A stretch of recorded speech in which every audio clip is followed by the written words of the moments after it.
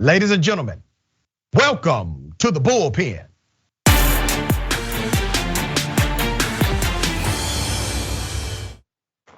She's back. Commentator Young Voices, we have Miss Sarah Montalbano, a commentator with Young Voices, research associate at the Alaska Policy Forum.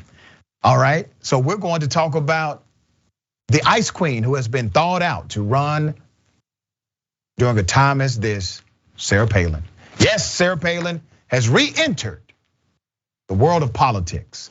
Sarah, I don't want to presume what you know or think about Sarah Palin, get it back into politics. So I will let you tell us and then opine. Absolutely. I think Sarah Palin has a lot of name recognition that's going to help her try and fill Don Young's former seat. And she's getting a lot of media attention outside of Alaska for this. But I think generally Alaskan opinion is not all that favorable, including my own. We're all still a little collectively annoyed that she resigned her governorship in 2009. And so I think Alaskans really understand that we want someone who is going to advocate for Alaskan interests, even if it's unpopular with the Republican Party line. And so I think generally she does have a shot, but she will have to avoid major gaffes, and she will try and have to demonstrate that she has this philosophy of representation. Yeah, well, she's gonna lose. Tell me, why do you think she decided to get back into elected politics? And I got some stats and some gaffes she has made and some other things she has said that are problematic from Alaska. So why do you think she decided that this is the time for her to get back in? I think generally she's probably picking up on a lot of discontent with President Biden, and that I think, Alaska's always been a fairly strong Republican state.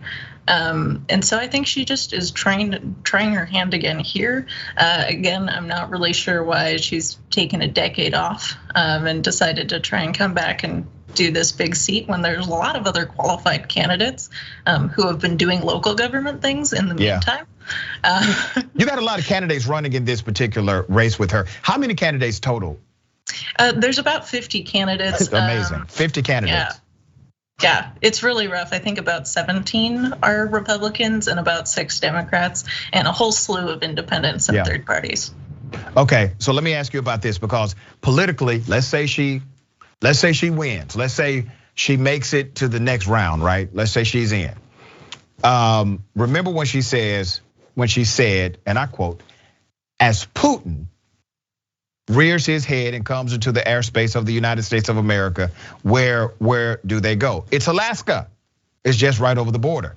And that was her explanation of her foreign policy experience, was that she could kind of see Russia. And then here's another dynamic, because it's really interesting how the GOP has become romantically involved with Putin in this particular era. So roughly 12, 13, 14 years ago, and this was back in 2014. March 2014, Sarah Palin said, and I quote, "Mr. President," talking about President Obama, "Mr. President, the only thing that stops a bad guy with a nuke is a good guy with a nuke." Talking about how he needs to handle Vladimir Putin. Well, that's not a Donald Trump position. Donald Trump has endorsed Sarah Palin. Sarah Palin has an adversarial international view as it relates to Trump's position on Russia. So how do you think they're going to live at peace with this very different approach to the Kremlin? I think it's really difficult to say exactly. I think one important point to note is that as a member of the House, she's going to be effectively neutered in her first term. She's not going to be able to do anything effective. But I think what's generally true is that she will not be doing anything even in future terms if she was to get elected. I think she would be mostly using Congress as a platform for publicity. I don't know exactly what Trump thinks of that particular view of hers, but he may not know. Yeah, Yeah, it's very possible. He may not be aware. I mean, she did say it years ago. Here's what I think will happen, Sarah, and obviously correct me if you think I'm wrong. I think Sarah Palin lacks integrity. I think she has no backbone whatsoever. I don't think her values are actually values. I think she mimics values in order to fit the political narrative. So even though she said very clearly, March 8, 2014, to President Barack Obama, that the only way to stop Putin is with a nuclear weapon. Now, we weren't at war with Russia at this time. Russia was not involved and on the brink of World War III, right? Now we are, all right? We're not in the war, but we kind of are, okay? Trump calls the man a genius. Trump has been an apologist for Vladimir Putin since he was president and beyond. He has now supported a candidate that said Vladimir Putin needs to be nuked. I think Sarah Palin will simply agree with Trump now. Do you think I'm wrong? I think she has a great interest in agreeing with whatever Trump says. It got her in this endorsement, and that endorsement's going to probably carry her very far, although it may hurt her for people who find Trump personally distasteful. It's really difficult to tell her foreign policy, but I think it's generally because she has very little experience with it, and that she will probably not have to make any foreign policy decisions in the House. But they do have to make foreign policy decisions. Congress, literally by constitutional mandate, are the only body who can go to war with another nation. That's a foreign policy decision. They have to make policy decisions as it relates to budget, humanitarian care, how much money is in the spending budget for the US military, Department of Defense. All of those are foreign policies that she would have a vote and leadership with.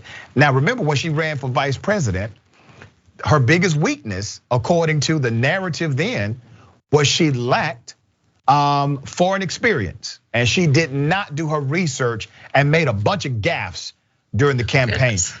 Right, a whole lot, right? Yeah.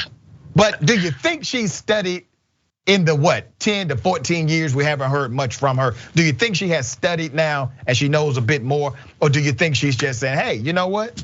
I'm gonna run for Congress, set up my political platform, and hopefully it turns into something else? The big thing she said about her platform so far, and she filed about an hour before the deadline on the Friday that it was due. So she didn't have a lot of time to make a detailed statement, but the only thing she's really mentioned is energy security.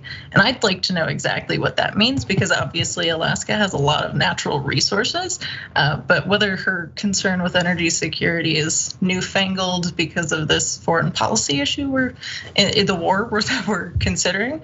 But I'd like to think people are generally more cautious when the threat of nuclear interaction is actually real. Yeah, right. Sarah, you are typically a straight shooter. Was anybody checking for Sarah Palin in Alaska?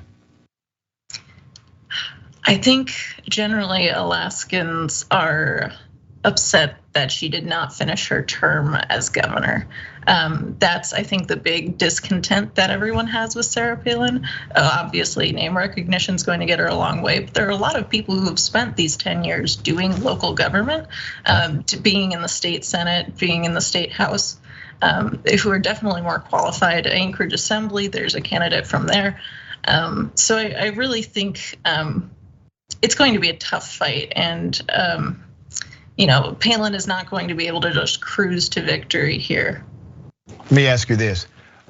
When she was a vice presidential candidate and saying all of those ridiculous things and making all of those gaffes, were Alaskans as embarrassed as McCain was? I think we were. I gotta say, I was like 9, so it was not very salient to me. But I think Alaskans all just kind of let out a collective groan of disappointment when we were informed of this new development, because I think perhaps the best thing she could do is not win, but still split the Republican vote. And so that's going to be a difficult strategic reconciliation here. How much does the Trump endorsement help in the district she's running in?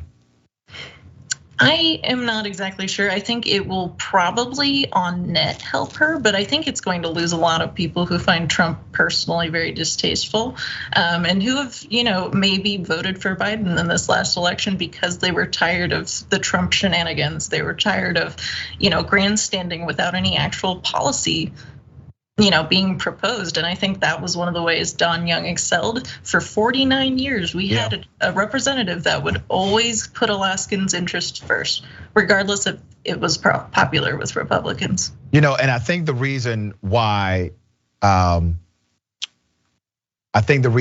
was such a successful recipe was because there's a conditioning that says, all right, we are intentionally going to stay away from national politics and put a very specific focus on the unique needs of Alaska. Alaska has unique needs not germane to other states. Some commonalities, some very, very different. That nuance made a difference, right? So does Sarah Palin bring that to the table at all? Again, all I've seen from her platform so far is that she is focusing on energy security. And so I don't see exactly her doing all the hard work of bipartisan negotiations that Don Young did. Don Young reached across the aisle frequently. And I personally saw him do his infrastructure bill. He got good things for Alaska from it when he knew that it wasn't going to be held up any longer. I don't see Sarah Palin doing that. Yeah, but she has the Trump endorsement. She has high name recognition. She's popular definitely outside of Alaska with the GOP. She's going to be able to demonstrate an ability to fundraise probably like no one else. Absolutely. And we know that at the end of the day, messaging comes down to distribution. Messaging is free, but distribution costs you money. And so she's able to reach voters with that message. And you got 50 people running. I mean, damn. First of all, how did that happen, Sarah? 50 people running. I think it was mostly because it was such an unexpected turn of events. We didn't expect Don Young to pass away so suddenly. In this special election, we're trying to get it filled quickly. What is difficult is that this election is Alaska's first ranked choice voting election. It's going to be conducted entirely by mail, and Alaska has a very unique provision for a top 4 open primary. So all of these 50 people run, and the top 4 in votes move on to the general election. I'd bet anything Sarah Palin's in the top 4. I just don't know if she's gonna win. Yeah, it's a plurality is how they do it. And some people are familiar with this process for a city council race and sometimes county races.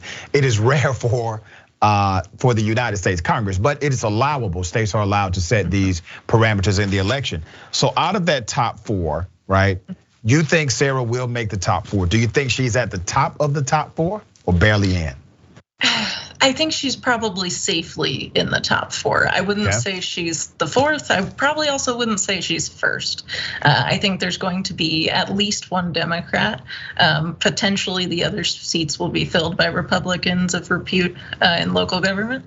And goodness, ranked choice voting is such an unknown. We could see libertarians or independents in here. No, because they don't know how to do it. Sarah, they don't know how to do it. Here's how you win a plurality. You got a bunch of libertarians, Republicans, Democrats, independents. If one of those groups made a decision and said, you know what? We're gonna all bow out. I mean, I don't care how you do it, pick straws or something. And we're gonna put our collective force behind one of those candidates. They can actually win in the plurality and surprise everyone because there's an organic split with everyone else voting. You simply need to come to the table with one of you representing that party, and you can upset a plurality almost any day of the week. Absolutely. Yeah, I think we're gonna see a lot of candidates drop out of the race, mostly because they will be out fundraised by Sarah Palin and the other candidates with some name recognition. But I think it's still gonna be a very crowded field by the time of election day. All right, what's important to Alaskan voters? I think we definitely want to see a representative that will advocate specifically for Alaskan interests, and that's often in what Sarah Palin's calling energy security, but what I would probably call energy development.